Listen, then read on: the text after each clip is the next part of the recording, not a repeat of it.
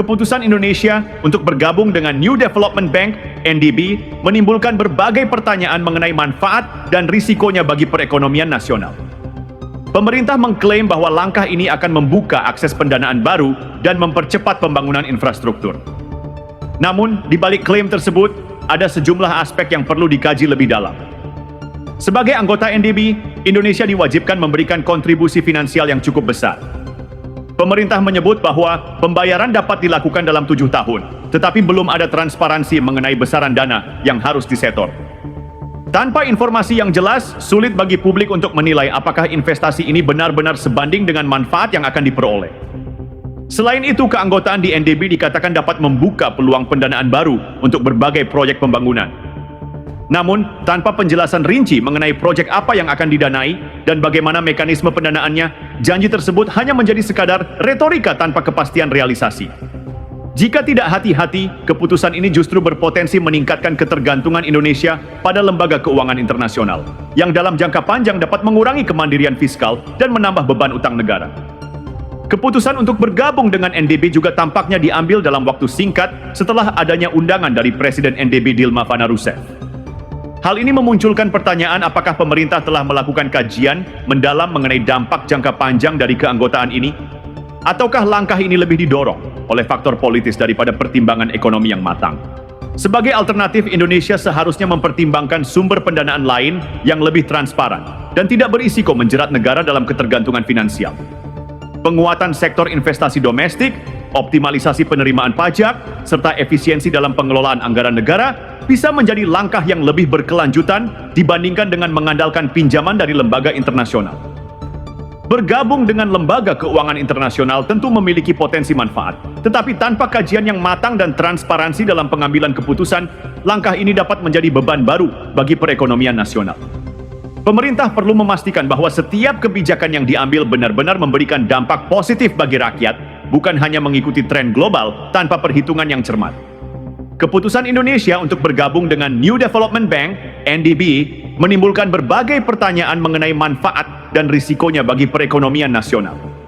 Pemerintah mengklaim bahwa langkah ini akan membuka akses pendanaan baru dan mempercepat pembangunan infrastruktur.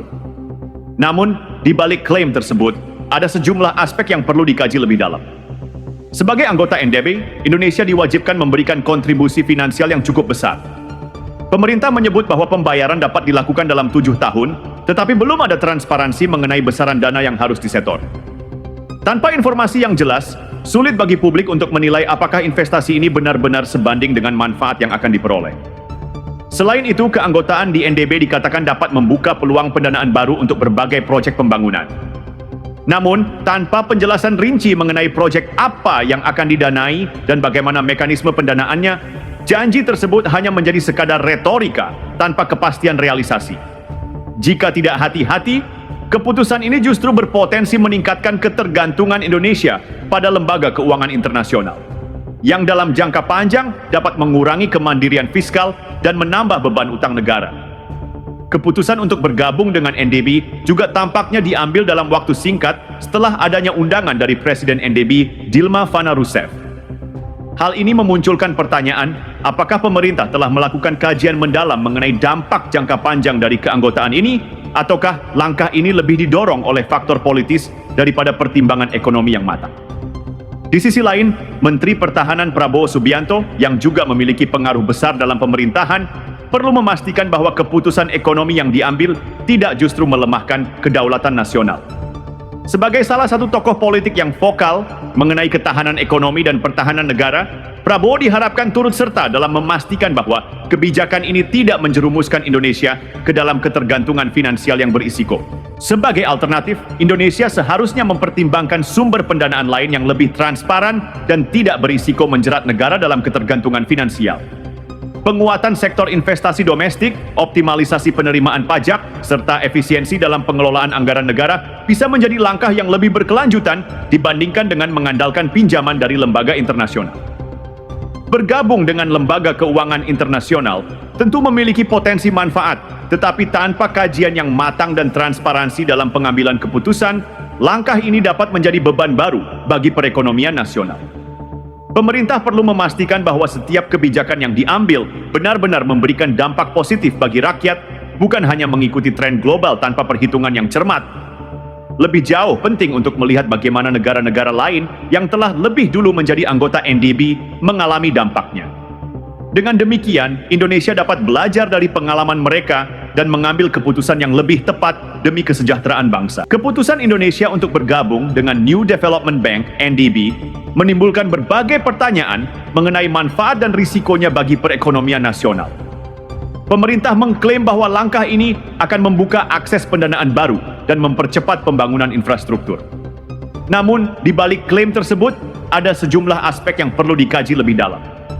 Sebagai anggota NDB, Indonesia diwajibkan memberikan kontribusi finansial yang cukup besar. Pemerintah menyebut bahwa pembayaran dapat dilakukan dalam 7 tahun, tetapi belum ada transparansi mengenai besaran dana yang harus disetor.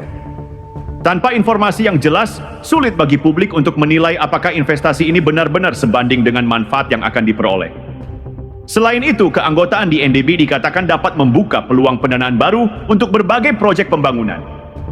Namun tanpa penjelasan rinci mengenai proyek apa yang akan didanai dan bagaimana mekanisme pendanaannya, janji tersebut hanya menjadi sekadar retorika tanpa kepastian realisasi.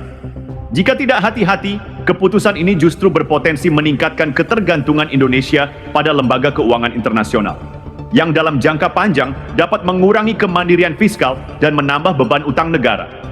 Keputusan untuk bergabung dengan NDB juga tampaknya diambil dalam waktu singkat setelah adanya undangan dari Presiden NDB Dilma Fana Rousseff. Hal ini memunculkan pertanyaan, apakah pemerintah telah melakukan kajian mendalam mengenai dampak jangka panjang dari keanggotaan ini, ataukah langkah ini lebih didorong oleh faktor politis daripada pertimbangan ekonomi yang matang? Di sisi lain, Menteri Pertahanan Prabowo Subianto, yang juga memiliki pengaruh besar dalam pemerintahan, perlu memastikan bahwa keputusan ekonomi yang diambil tidak justru melemahkan kedaulatan nasional.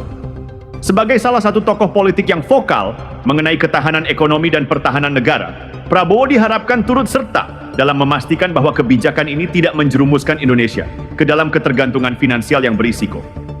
Sebagai alternatif, Indonesia seharusnya mempertimbangkan sumber pendanaan lain yang lebih transparan dan tidak berisiko menjerat negara dalam ketergantungan finansial.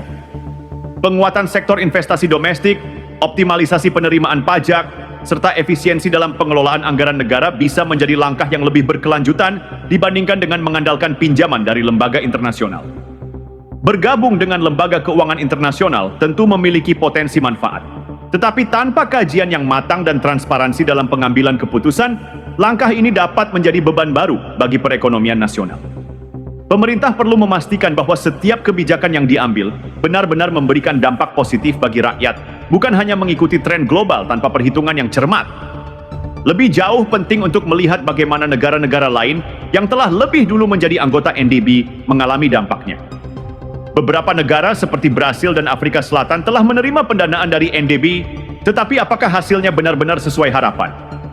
Jika dana tersebut hanya menambah utang tanpa kontribusi nyata bagi pertumbuhan ekonomi, maka Indonesia harus lebih berhati-hati dalam menyusun strategi keanggotaannya.